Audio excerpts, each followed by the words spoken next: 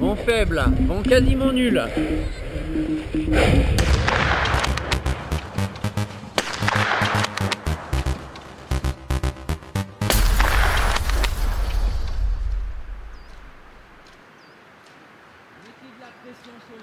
Écrasez vos skis, écrasez. Ouais, c'est bien, c'est aérien là, c'est bien là. Allez. Le ski de fond, de plus en plus, est un sport pas de bourrin, mais on dirait un sport de force. Surtout le biathlon, où on fait des boucles courtes, une petite récup, de nouveau une boucle courte. Donc où il faut vraiment beaucoup d'impact sur les bâtons, d'impact sur les skis, beaucoup plus qu'avant, où il y avait des longues distances. Nous, en biathlon, il n'y a pas de longue distance. Hein. C'est trop cassé, redresse-toi. Pousse les skis, fais-les glisser. La plupart du temps, ce sont des mass start, des relais, des poursuites, des sprints, c'est de 7,5 km à 15 km. Donc ça reste petit, d'autant plus que c'est un 15 km, c'est 5 fois 3 km. Donc on ressemble à un coureur de 3000 en athlétisme ou à un coureur de 5000. C'est vraiment du court. Redresse-toi un peu, Pablo. T'es trop à plat ventre. Voilà, pense vélocité, mais pense technique. Hein. La puissance sur le bon geste. À skier tout le temps avec une carabine sur le dos, on a tendance à être un peu freiné. Donc assez souvent à l'entraînement, la carabine on la pose de façon à garder de la vitesse gestuelle, de l'explosivité, de la puissance pour rester un très bon fondeur.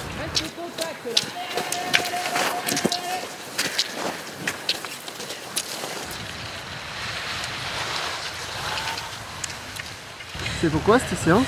En fait, c'est pour les courses du week-end, pour nous entraîner à faire monter le cardio et tout. On montait à fond la bosse avec la relance derrière, et après on devait récupérer pendant 3 minutes, on faisait de la récup active. Et ça, tu le sens après vraiment en course Ouais, ça aide. Dans les montées, après on est plus réactif, on arrive mieux à envoyer du pâté, quoi.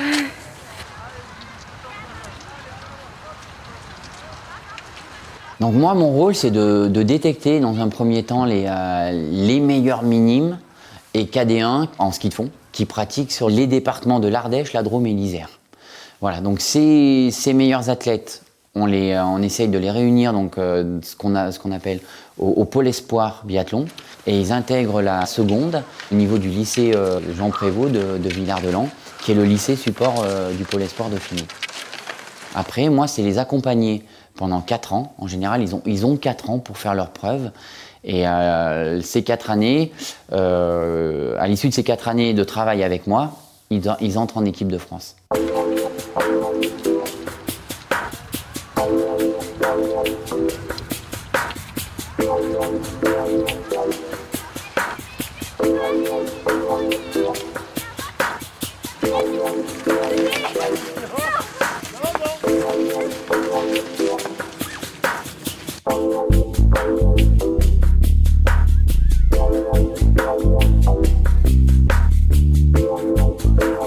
Tu pousses à droite, tu glisses à gauche. Tu viens te repositionner sur le ski droit, tu pousses et tu glisses.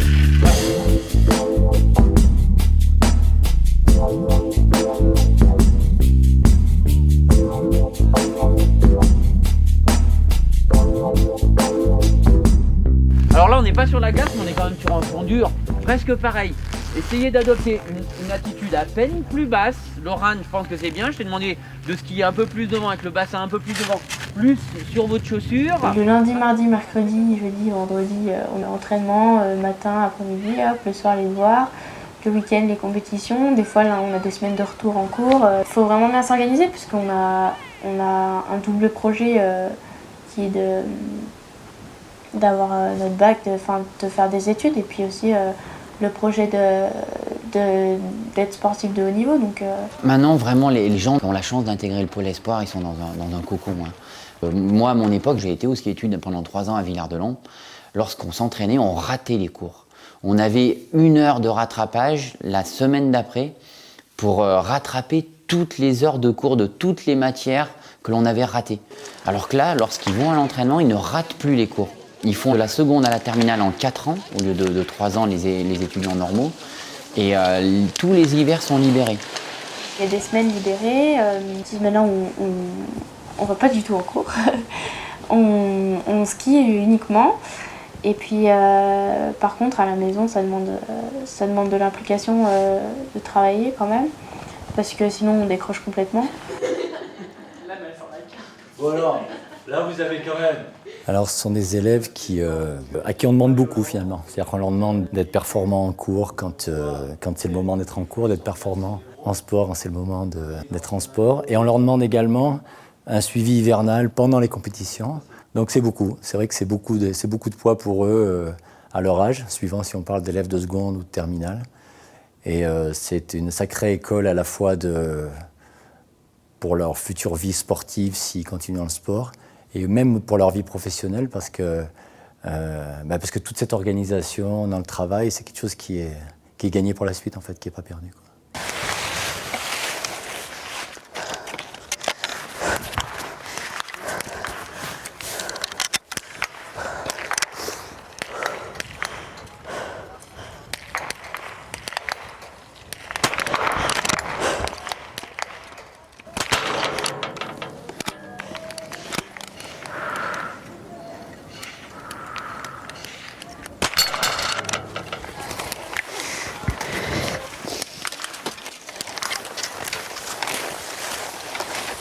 Donc en 4 ans, ils préparent d'un côté leur bac et de l'autre côté leur possible accession en équipe de France. Ce double projet est vraiment important. Il est vraiment important parce que tous, malheureusement, n'entrent pas en équipe de France. C'est un pari qu'on fait. Moi, j'essaye de les guider, de les aider à atteindre cet objectif. Mais malheureusement, chaque année, il y en a 1, 2, des fois 3 qui ne vont pas en équipe de France et qui, la plupart du temps, arrêtent.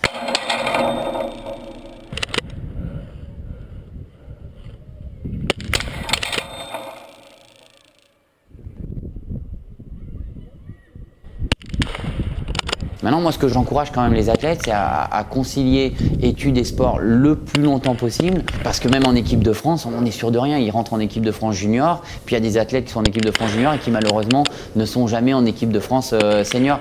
Donc voilà, c'est qu'ils aient la possibilité de choisir le métier qu'ils désirent faire après leur passage au Pôle Espoir.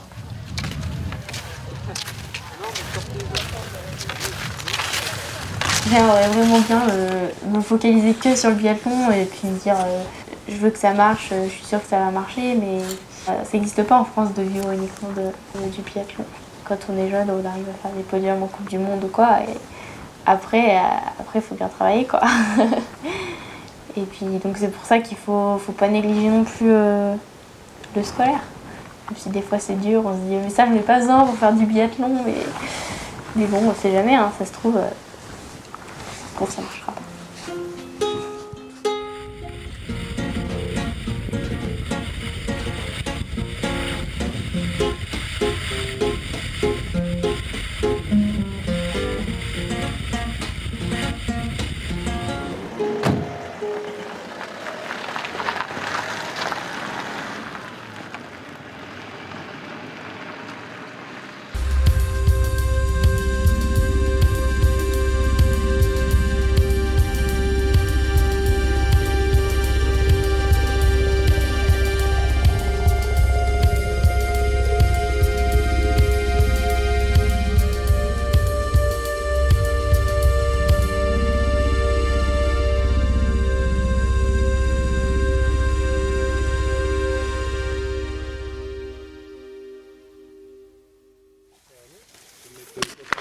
Bonne hôte. Mouche. Mouche. Bonne basse. Mouche, confirmé soufflé sur le carton. Jocelyn, à droite du 3, le 2. Tu tires à gauche du 2, tu prends le deuxième carton en partant de la droite. Johan. Ah, attends, Baptiste, tu t'es trompé dans les clics. Fais 15 clics pour aller à gauche.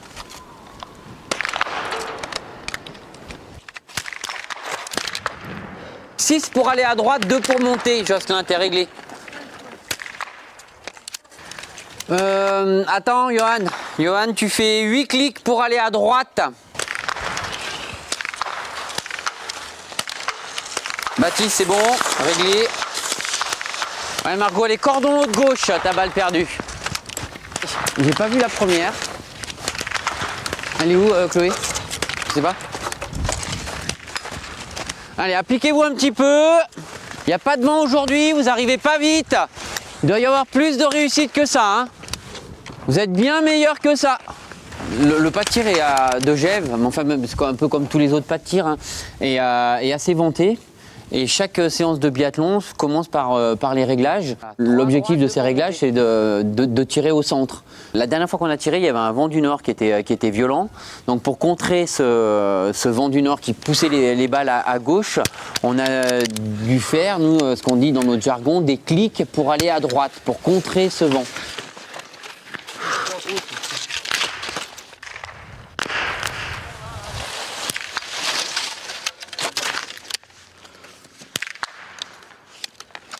Maintenant, les réglages sont faits, mais malgré tout, comme ils sont un petit peu jeunes, ces réglages, il faut les peaufiner au fur et à mesure de la séance. C'est la raison pour laquelle je regarde pratiquement chacun de leurs tirs pour éventuellement les re-régler.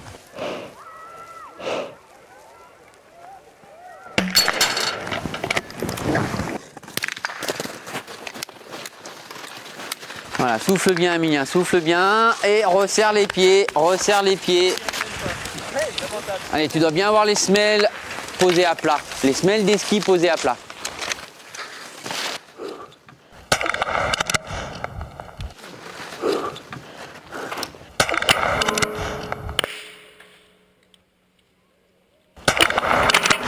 Le brassard, ouais, bah en fait, on le met là, c'est pour un soutien sur le tir couché. Donc c'est pour qu'on bouge moins. En fait, on va mettre ici, il y a la bretelle. On va venir la mettre donc elle accroche au brassard. Et là, ça va vraiment nous tenir la carabine pour qu'on soit beaucoup plus stable.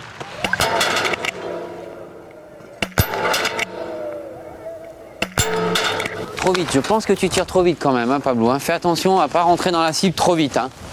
Rentre doucement.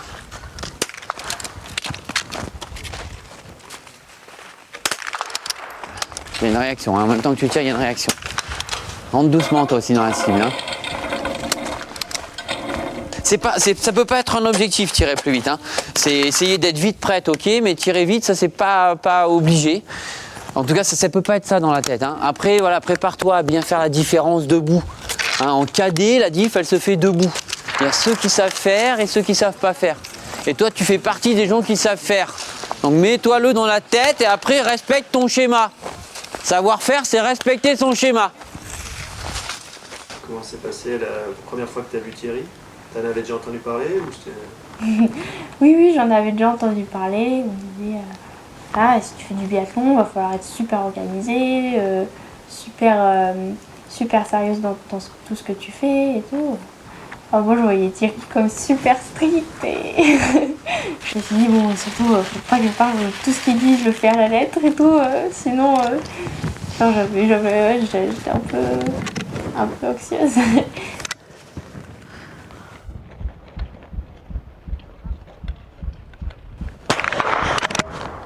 Finalement, ça s'est bien passé, il est pas si méchant.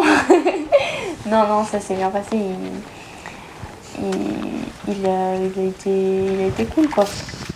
Enfin, je savais que c'était un ancien biathlète et qu'il a eu une médaille en 94 à Lillehammer. Du coup, ça amène un peu une confiance dans ce qu'il fait parce qu'il a été à haut niveau, donc il sait comment il y est arrivé, donc il sait comment nous y emmener.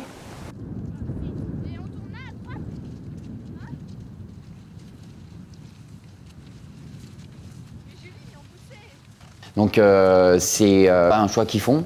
Et après, pendant ces 4 années, moi je leur demande, c'est de ne pas avoir la vie qu'ont leurs copains ou leurs copines. Parce que ce choix-là, c'est clair que là, on parle de haut niveau. Pendant 4 ans, il y a quand même des sacrifices. C'est un choix qu'ils ont fait et moi j'essaye de les accompagner là-dedans. C'est-à-dire qu'on part du principe que, bon, c'est bien sûr qu'en seconde ils sont moins forts que Marie-Laure Brunet et Martin Fourcade, mais l'objectif c'est clairement en terminale de s'approcher des performances sportives de ces gens-là. Donc il est hors de question d'avoir une fête, de faire la fête comme peuvent le faire les ados de leur âge.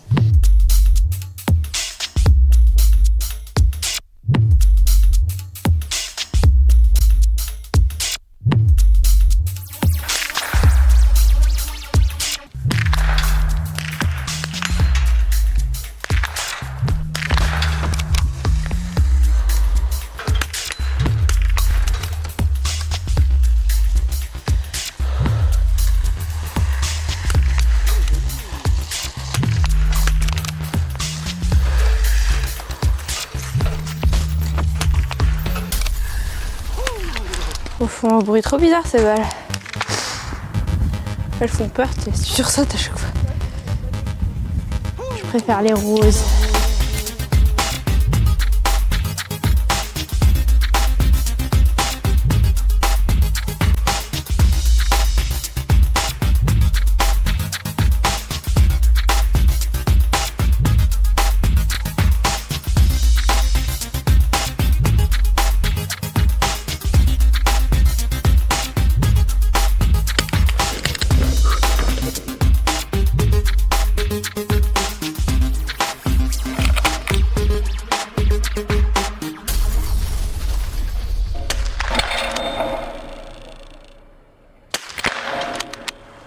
On se prive d'avoir une vie à s'éclater, machin et tout. Mais voilà, en fait, nous, on s'éclate autrement. Et enfin, moi, je le vis bien parce que je le vois pas comme un sacrifice ou quoi. C'est plus, voilà, si je fais ça, c'est parce que j'aime ça. Parce que moi, je préfère le samedi soir être dans mon lit à me faire la course du lendemain dans la tête plutôt que de sortir en boîte à je sais pas quelle heure. Et voilà.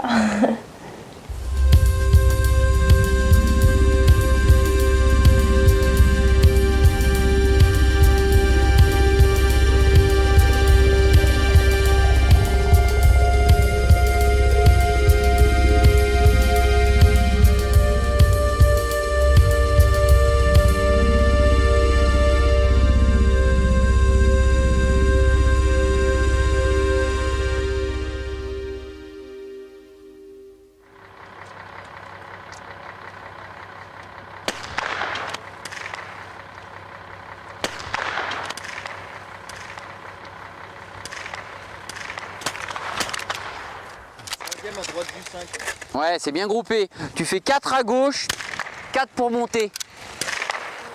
Ouais, joli Joris, bien.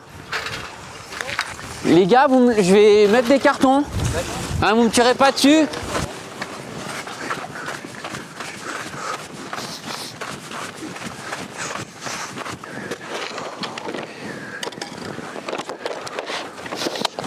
Parce que là, on est au milieu de la séance. Donc, quand je viens ici, il y a toujours l'incertitude. Je ne sais pas si ils sont tous au courant qu'on est là. Donc on ne va pas rester trop longtemps. Comme on les visse et on les dévisse souvent, ces scies mécaniques servent ici. Elles servent également à Vation en Vercors, de temps en temps sur le pas de tir de Corançon. Donc je suis souvent en train de les déplacer. Et des fois, je les abîme en les déplaçant. Donc ça nécessite beaucoup d'entretien.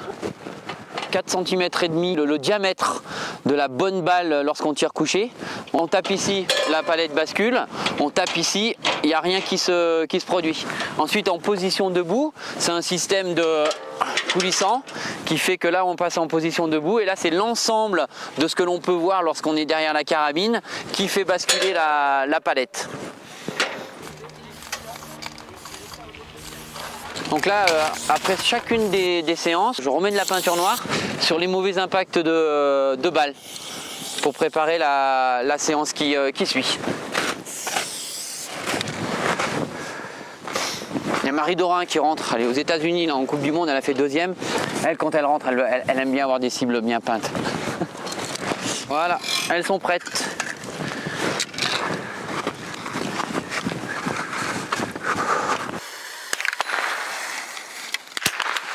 On a la séance de tir donc sur le site où en général on tire que 50 balles.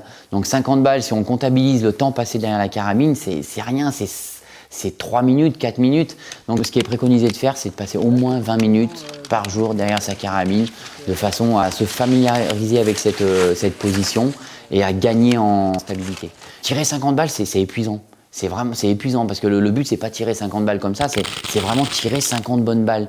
Donc ce sont des gens qui sont déjà sollicités à l'école. Ils sont sollicités sur les skis parce que quand ils skient pas comme monsieur tout le monde, hein, c'est pas ils skient, ils sont concentrés sur leur technique, on leur demande de skier d'une certaine façon, ils doivent positionner le bassin d'une certaine façon, ils doivent pousser d'une certaine façon et tout ça c'est de l'attention mentale. Derrière la carabine, le tir, c'est un sport de concentration. Je veux dire, le soir, ils sont cuits en n'ayant tiré que 50 balles. Donc là, par contre, le travail de position, il n'y a pas cette concentration. C'est juste, ils se mettent dans la position, la bonne position. C'est une séance qu'ils peuvent faire en regardant la télé. C'est une séance qu'ils peuvent faire en écoutant de la musique. Mais c'est une séance qui est obligatoire pour que leurs muscles, pour que leur corps et l'habitude de se mettre dans cette position. Lorsqu'on met un cadet derrière une carabine en position couchée, 2 minutes et le bras il est tout rouge, ils sont pleins de fourmis. En junior, on fait ça, paf, il n'y a plus ces fourmis-là, uniquement parce que ils se sont familiarisés avec cette position.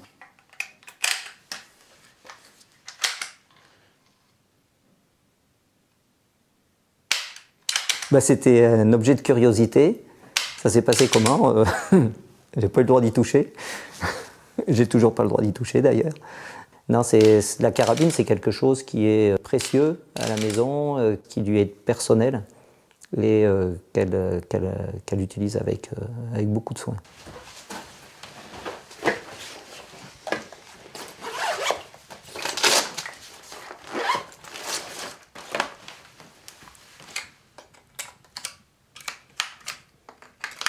En fait, j'ai super peur qu'on l'abîme, que je sais pas, qu'elle tombe, qu'elle se casse, et puis je sais pas, c'est ma meilleure amie, ma carabine. Si je veux arriver un jour à réaliser mes rêves d'aller en Coupe du Monde, de faire des médailles à l'international, c'est avec elle que j'y arriverai. Alors je sais pas s'il lui arrive un truc. Ouais, c'est comme une personne en fait. J'ai pas envie qu'il lui arrive quelque chose parce que sans elle, j'y arriverai pas. Moi, j'ai vraiment affaire à des jeunes qui sont responsables. Pratiquer le biathlon, je pense que ça les fait rapidement mûrir. Pratiquer le biathlon, c'est rapidement leur mettre dans les mains une arme. Parce que même si la carabine, nous, lorsqu'on est biathlète, on y pense rarement que c'est une arme à nous. Vraiment, la carabine, ce que c'est vraiment à travers cette carabine, c'est montrer le caractère que l'on a. Parce que le tir derrière la carabine, c'est vraiment le caractère de l'athlète qui ressort à travers cette réussite. Et c'est les caractères forts qui tirent bien. C'est les caractères forts. Quand je dis que ça les rend mûrs, c'est que il y a une discipline. Il y a 15 ans, je leur mets une carabine dans les mains. C'est attention, hein, la plupart ont des petits frères, des petites sœurs. Cette carabine, ils ont à la transporter, ils prennent le car, c'est pas avec leurs parents. Donc à 15 ans, ils sont responsables d'une arme. Ils ont des règles de sécurité à respecter et ça les rend matures.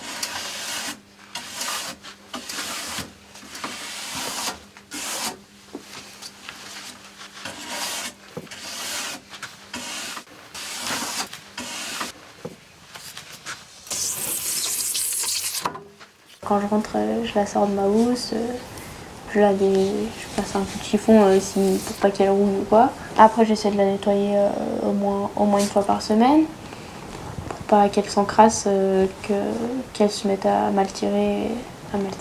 Non, après, je travaille avec ma carabine le soir. Et non, si elle dort avec moi dans ma chambre, mais... Pas dans ton lit. Non, voilà. Non, parce que si je me tourne et je l'écrase. Non, mais oui, elle dort dans ma chambre. Elle n'a pas de petit nom? Bon, je lui donne plusieurs surnoms, ça dépend des jours. Je peux l'appeler Josie comme je peux l'appeler ma grosse alors.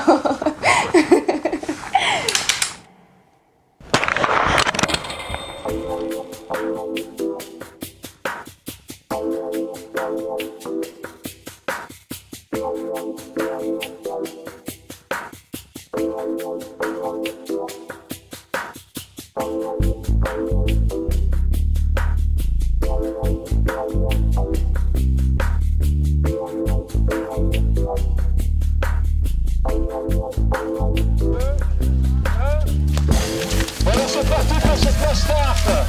Alors là, du spectacle à la aussi, là. Voilà, c'est parti pour la première phase.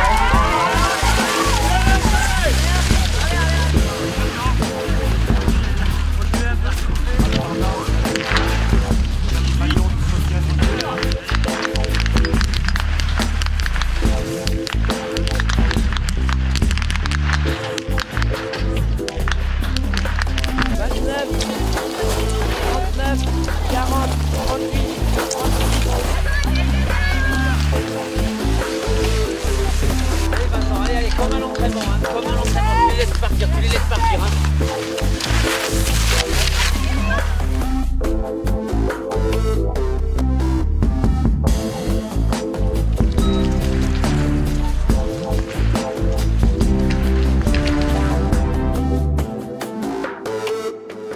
Super. Bravo, bravo. Voilà, c'est Thierry Dussert qui doit être fier, on ne le voit pas.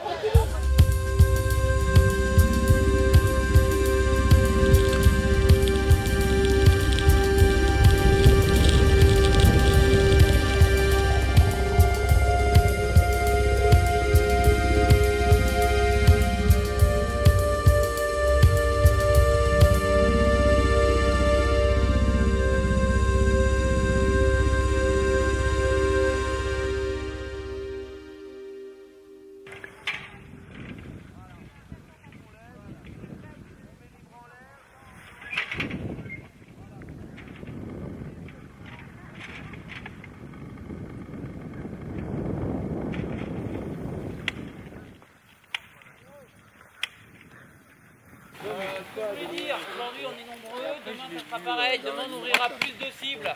Le pas de tir il est comme il est, vous faites avec, on fait biathlon aérobie. J'essaye de voir tout le monde, mais plus particulièrement ceux qui sont encore en difficulté aujourd'hui, enfin pas aujourd'hui mais hier sur la manche des contamines. Moi ce qui me gêne, il y a d'un côté il y a la tête de groupe qui fonctionne très bien. On récupère 2 maillots rouges, on est passé en tête du biathlon challenge et ça je pense que c'est important. L'année dernière on avait fini 4e. Les autres années, on l'a toujours gagné. On a très peu d'avance sur le massif vosgien. Mais je pense que pour marquer les esprits, encore une fois, c'est important de bien terminer la saison.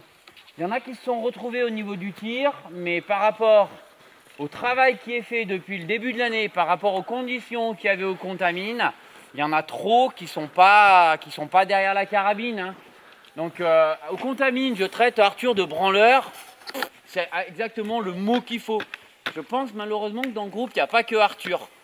Je veux dire, les balles à côté, avec le travail qui est fait sur le terrain, si vous, à la maison, la demi-heure de position, vous la faisiez seul, jamais on aurait ces scores en compète. Jamais. C'est pas possible.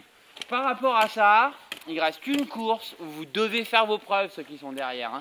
Vous devez faire vos preuves pour montrer ce que vous valez. Ça fait partie de la tactique, ça fait partie du pourquoi vous êtes venu au biathlon.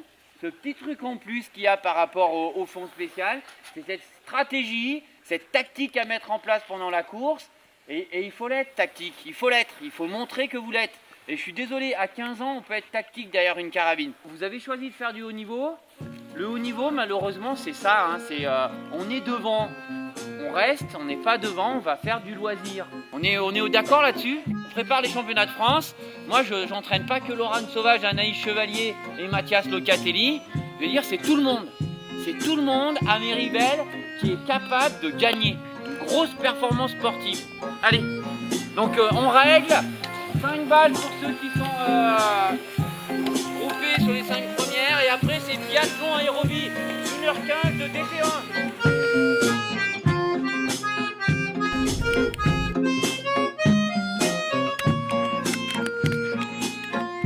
Moi, je ne suis pas un entraîneur qui est facile. Hein. Des fois, il y a des coups de gueule. C'est pas tous les jours je dirais sympathique de s'entraîner. Mais après, je veux dire, c'est du haut niveau. Hein. On n'est pas là pour participer. Hein.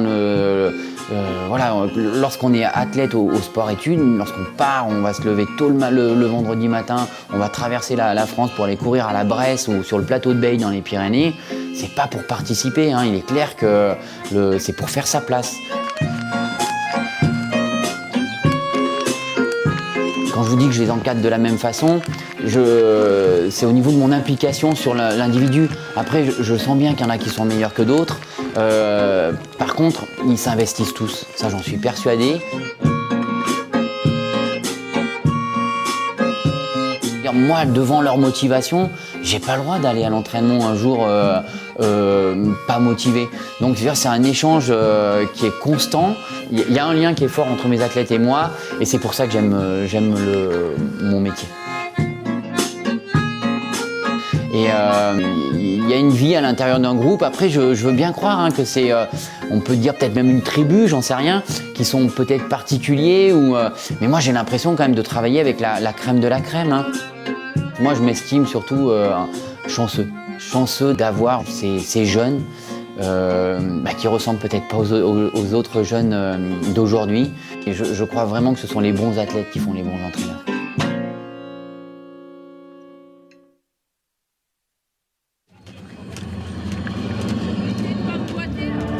Si jamais, au terme des 5 balles du chargeur, il reste encore des cibles à abattre. Mesdames et messieurs, regroupez-vous vers le départ sur le golf, puisque nous sommes à 5 minutes de l'instant fatidique. Voici la fanfare de la Fédération française de ski pour lancer officiellement cette première course de biathlon de ce championnat de France 2011.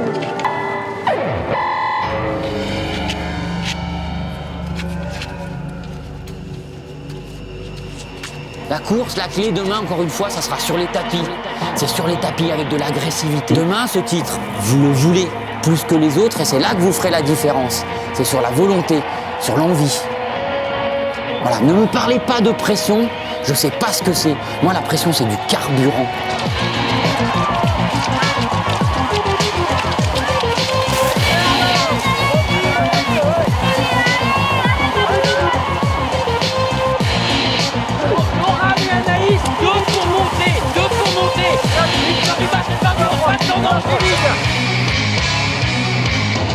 Donc voilà, c'est tout le monde, c'est axé sur demain et vous me faites le job comme jamais vous l'avez fait. Comme jamais vous l'avez fait. On était venus ici pour gagner, on était venus ici pour mettre au moins 2 équipes sur le podium. Sur le relais mixte, on l'a fait. Demain, il nous reste encore quelque chose à faire et on va le faire. On va le faire.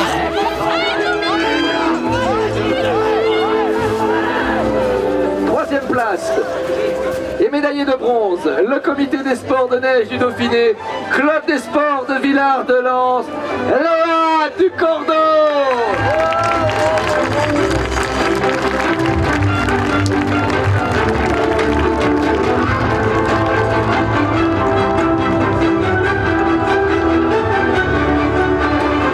C'est bon, hein. Il y en a qui ont besoin d'être en équipe nationale l'année prochaine. Vous faites votre course. Il n'y a personne qui dirige la course à votre place. Et c'est pas de cadeau, c'est 0 cadeau. Par contre, il est bien clair que chacun d'entre vous, il croit en lui, il croit en elle.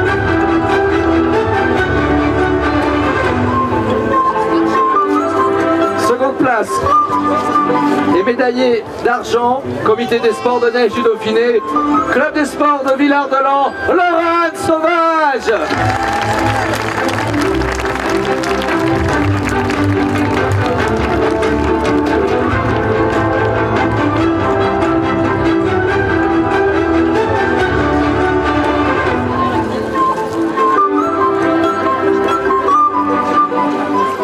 Vainqueur et championne de France, le comité des sports de neige du Dauphiné, le club omnisport des Sept-Lots, Anaïs Ovalier. Le plus important, ils ont pris du plaisir à grandir derrière cette carabine, à grandir sur ces skis. Parce qu'en terminale, à 18 ans, même s'ils ont fait des sacrifices, ils ont vécu 4 belles années. Et ils se sont construits quand même, ils se sont fait plaisir.